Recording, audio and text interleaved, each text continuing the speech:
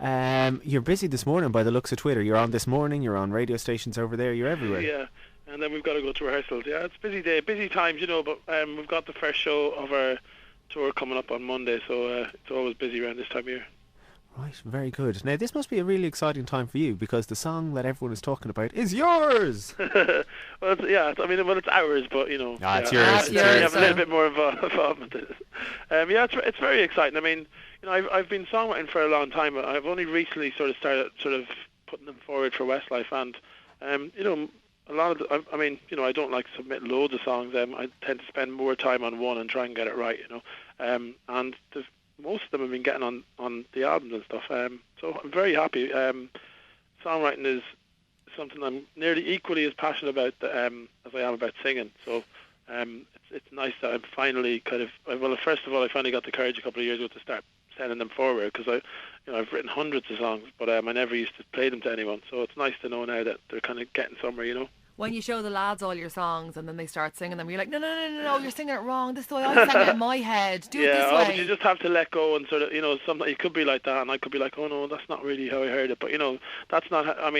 When we sing other people's songs, we kind of always put our own little twist on them. So I can't expect anyone to treat my songs any different. Yeah. Now, Mark, you said that you've got hundreds of songs written, right? Yeah. Myself and Tracy are always looking for cast-offs that you don't want, so songs that you've decided aren't good enough for Westlife. Can we have the ones that aren't quite good enough for Westlife but might be good enough for us? We're thinking of putting together an album.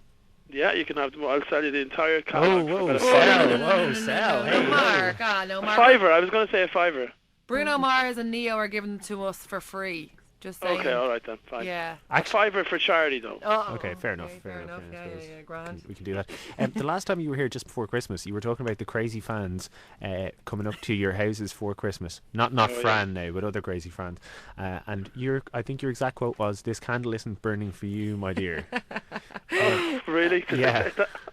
No. That's obviously about putting a candle in your window. Like the old tradition for travellers and stuff. That you're welcome to come in if you're lost on Christmas Eve. But the candle isn't just to invite any old person in. It's for people who are it's for people in distress, not for any old person to come along. Did you get any people knocking on your door then this Christmas then, after we were talking to you that night? No, I didn't. Luckily, everybody was obviously listening and nobody came. Well, now, to be honest, they wouldn't have been able to get to my house. People that were invited could barely get to my house because of the weather anyway. Oh, yeah. God. I was on the Westlife site earlier, and I was just looking at the comments, because the lyrics to your song are up on the Westlife website. Yeah. And all the comments underneath it. How do you find it when people...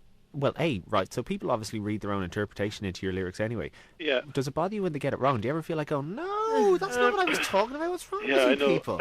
Well, sometimes I think, say, even on Twitter, sometimes you might say something and it could be said sarcastically, but people don't get it, and and you get 100 tweets saying, "Oh, I can't believe it," whatever. You just kind of have to. It's so tempting to kind of dive in and kind of let it kind of get carried away by it, but you just have to take a deep breath, count to 10, and go, okay. Yeah. I just got a little bit excited there. Whatever. People aren't going to always, interpret everything the way it's meant to be or whatever.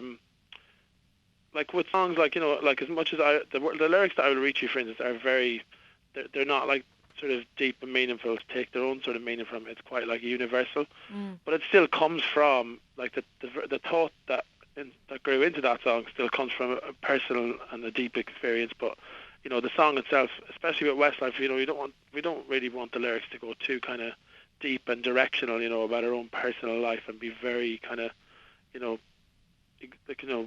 they're kind of more like the "You Raise Me Up" lyrics, for instance. They're universal. They could be, you could be singing it to your cat or your mum or your girlfriend or anybody, I hope you don't sing it to your cat. Well, that wouldn't. I have a really odd image of you singing to your cat now, unfortunately. Well, cats can bring joy People could be to taking people's all sorts life. of meanings from that as well. Exactly. I saw on Twitter a while back there, I think it was Nikki that posted a picture of Shane pumping some iron, getting in preparation for the tour. Now, obviously, we're looking forward to seeing you now in the O2. But what was I going to say to you? How are you kind of training that way with the gym and all that sort of stuff? I kind of just, just a constant battle with me. Something I've got good days, bad days, good weeks, bad weeks. When I'm in the right place in my mind, and like it's just that one day. If I go once, then I'll get into it and I'll stay in it. If you know what I mean. But then it's also, it goes hand. If I go to the gym, I eat great. If I don't go to the gym, I'm like, whatever. Give me a pizza. Give me whatever. So it's all, you know. I suppose when we had a year off a couple of years back, and it was much easier to kind of have a routine and to you know, I had my days that I went to the gym and I was able to go to the supermarket and buy like whatever I wanted, if you know what I mean. Whereas when you're on the road, it's a lot more difficult, and there's no routine. Every day is different. One day you're up at like 7 o'clock in the morning. The next day you don't have to get up or start work till 5 p.m.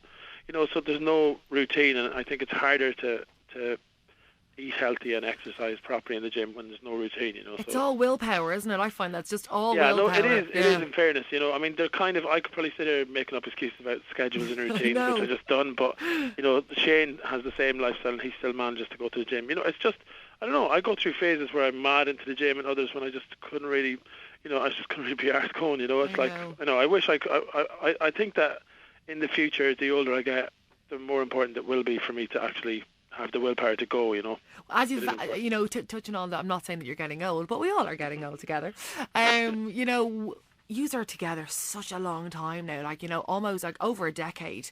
Yeah. And you know, do you find that you are kind of tiring a little bit and you have to kind of like be more rigid with yourself and your schedule all the time now? Well, I think obviously like some of the lads have kids and stuff, and there's stuff like there's certain aspects of that, of course, where you know, there's other people's lives in your hands, if you know what I mean. So you can't just kind of do whatever you want. But I mean, that goes across the board for any parent, not just like the lads in Westlife. Like for me, in certain ways, yeah, I know what you mean. It's like, oh, can't deal with the hangovers anymore, all that. Yeah. But in another way, honestly, I kind of feel like I've got more energy than ever. Like I was a lot more quiet, and I just stayed in my room a lot when I was, you know, in the earlier years. Whereas I socialise a lot more these days, and I suppose that just goes hand in hand with just being happier in life and stuff like that. You know, so you know. You are quite fortunate. Not to get too deep and meaningful, by the way. That doesn't matter, you know, we're all friends. Let's all write a song about it. Right. You are quite fortunate as well in that, like, I know you don't like to be pigeonholed as the band that sit in stools and get up for the key change, but like if you get but if you get on a bit in years, like, it's good to have the sit down option. Like, we had the foresight in that, you know. When we were 18, we were like, well, lads, we want to do this till we're 60, so we need to like. It's like plastic surgery, you know. Instead of like just, you know, coming out with a big face full of Botox, get a little bit done at a time, and then by the time you do get old, nobody will even realise you had any work done. So it's like when we started sitting on the stools when we're 18, so that when we are 50, nobody will think we're doing it because we're about to keel over, you know. I like your style. Have you ever had what I'm going to call the talk for bands? So like, have you ever had to sit down and go, look, we need to like pick an age or a time or an album number to just wrap this thing up, because otherwise we will be here till we're 60. Yeah, and it's more like in interviews that people say, oh, what age do you think you can do it till? And, you know, and we think to ourselves, like we don't know, how we can't predict the future, but if you think about it, like we're sitting there going, lads, do you think we can really do this when we're 60? Like, honestly, like, you'll be there, like, with grandchildren and, like, you know, who knows, like, you know, I mean, it's hard to predict even 12 months ahead in the music business alone, never mind when we're that age. I think even if we said now, no, when we're 60, that's too old, but then when we are 60, you know, I'm still going to probably want to be on stage, so who knows, you know what I mean, who knows. I want to ask you a bit about Irish music at the moment. Jedward representing Ireland at the Eurovision, lucky or not lucky? I personally, I like it. I think, like, first of all, in general, the whole kind of Jedward topic, I really like Jedward. I think they're very positive. I think they're outside the box for what normally comes out of Ireland in terms of entertainment, and I think they're very entertaining to watch on TV. They're hilarious, and, you know, they're basically very, very entertaining people. You know, like, I don't think Ireland would have put Jedward forward to the Eurovision in 1995, but people need to understand it isn't 1995 anymore, and the Eurovision has evolved, and I think Jedward are a great act to send to the Eurovision. I think they'll stand out, and I think that actually they've got a great song as well. So I love the song, yeah, I do. Yeah, I really it's like great, the song. and I mean, people can be so snobby and stuff, but I think actually there's a lot of people that need to understand, like, we're not in the 90s anymore, and as I said, the Eurovision has changed. I mean, Jedward aren't Niamh Kavanagh, for instance, and I love Niamh Kavanagh. I used to sing that song all day, every day for about 5 years after she won and stuff. Did you? You know, I was a big Eurovision fan. I always have been, you know, especially back in the day. But at the same time, you have to sort of acknowledge, you know, that things change, and the Eurovision really has changed. And if Ireland want to be in with a chance, you know, I think sending Jedward is a better option than sending, you know, someone with a lovely voice and a lovely song, if you know what I mean. I think they'll stand out more. They you know? make me smile, Mark. Now, me and Ryan have Exactly, different and I opinions. They hate- make me smile. Well, I mean, because I know them because they're signed to Louis and stuff and everything. Oh, yeah, I like, forgot that connection. yeah, Oh, I yeah. mean, you know, they're I think 18, 19 years old. I think maybe 19 now, and like I actually get quite angry when I see like mature adults, anything up to the age of 50 years old, kind of literally kind of almost bullying them and you know really talking them down in the papers. I mean, No. first of all, a 50-year-old bullying an 18-year-old isn't okay in the first place. But Jedward, as you say, they make you smile. There's nothing. There's not a bad bone in their body, No, and I they get love so them, much yeah. stick. So you know, it's like for me, I'm all for Jedward. You know. Yeah. Can I just Totally. two quick questions, Mark? Ooh. Yeah. When you're talking to Jedward, because we've talked to them a load of times, do they just start like literally dancing in front of you, like in mid-conversation, and still keep talking, or is that just us? Basically, they're exactly the way they are in the TV in real life. Aw, It's they the were same in- as Louis. They're just exactly the same in real life as you. You'll be talking to them, and you're like, hello, you're gone somewhere else now, Aw. aren't you? You're not listening to me anymore. You know, but as I said, they're entertaining and they're very nice lads. You know, you've got nothing but good things to say about them. In terms of the stuff you're writing and you're written, is it all kind of ballad stuff, or have you got any, like, you know the way you hear people who, let's say we were talking to Plan B yesterday and he's all Right, soul yeah. and stuff, but he was telling us like he's written a load of kind of ballads and love songs as well, but like you've never heard them or you wouldn't know about them. Yeah, well, I mean, I'm sure a lot of songwriters, just like me, sit at home and write, you know, songs every day, and you know, sort of 19 out of 20 of them you'll ever hear, and then you know you might hear one or whatever.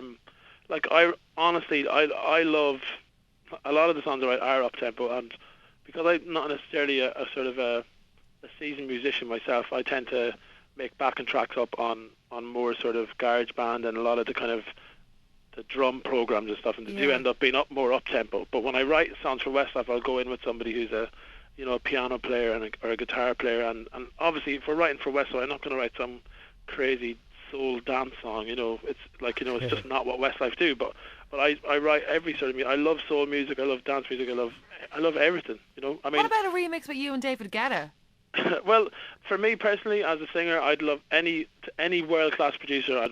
It'd be a pleasure to work with any of them. You know, I think just creatively, like to work with someone who's a genius in their own right, whether it's David Guetta or will.i.am or Red One. Of course, it'd be a pleasure. Like for me, I love to sing, and they make great records. So I'd love to. I think you should look into that. Load Yeah, of well- Westlife songs getting remixed. Yeah, well, yeah. I mean, Why not? there'll be a few kind of bit of red tape that you'd have to go through, because not everyone would not everyone thinks that that's what Westlife should do. But I think it's all it's all kind of a bit of fun, and for that Yeah. reason I'd love to work with any of these people. It'd be great fun altogether to do like a record that people wouldn't expect us to do. But Yeah. we have to also deliver what's expected of us, and we like singing the ballads too. So I feel like I'm about to start talking about an ex here. You know when you have that awkward Ooh. conversation with someone about their Right. ex. About Brian's new song. Right. I mean, wow. Did you know he could rap? yeah, I spent hours and hours and hours in cars with Brian over the years, listening to him rapping. As a matter of fact, no, I mean, I think he raps as much as he does anything off the cuff and does something kind of random. Brian's kind of a very musical person, and it doesn't surprise me that he's the type of person that would have the balls to be in a studio with will.i.am and start writing a song and start rapping to somebody who's a rapper. He's got no fear in that way. And I don't know, I actually have heard the song, but I've only heard it once on YouTube, because a friend of mine said that, Brian has a new song out, and I think there's some really good sections in it. I feel sorry because a lot of the time Brian will get a lot of stick, and he'll admittedly say some of the stick he maybe kind of asked for, but I think people just kind of by default now just kind of go negative with Brian a lot of the time, and it's a shame because he's a very good person behind everything, and behind all the kind of mad side of him, he's a very nice person, and he's a great songwriter. So I did see some stories, kind of putting a negative twist on the meaning of the song, but like I know Brian very well, and the song definitely isn't about what people would suggest it's about.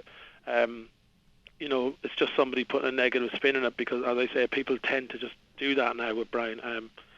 Yeah, but I think I need to download the song. I'm not sure if it's available in the Irish. It's a catchy number. It is a catchy number. I think there's some really good parts in it. From what I remember, as I say, I've heard it once, but I'll actually